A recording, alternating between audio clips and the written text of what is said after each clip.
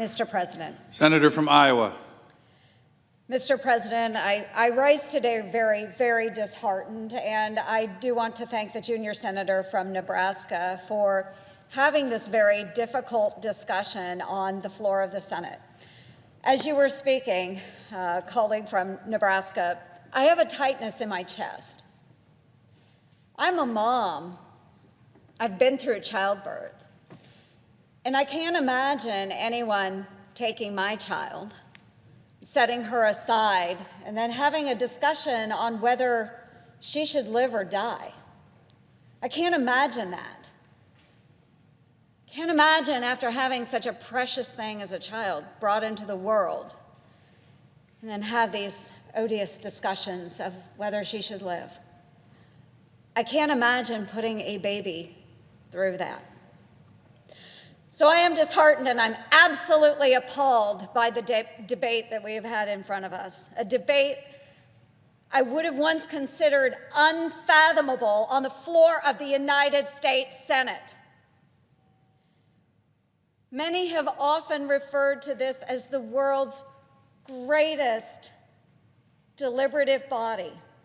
But let me be clear, folks, there is nothing great, there is nothing moral or even humane about the discussion that we have before us today.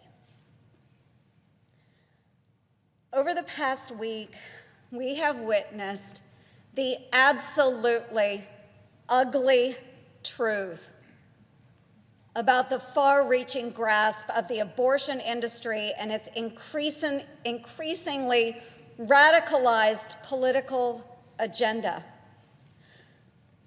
Politicians have not only defended aborting a child while a woman is in labor, but have gone so far as to support the termination of a child after his or her birth. A child, a baby. Rationality, decency, and basic human compassion have fallen by the wayside.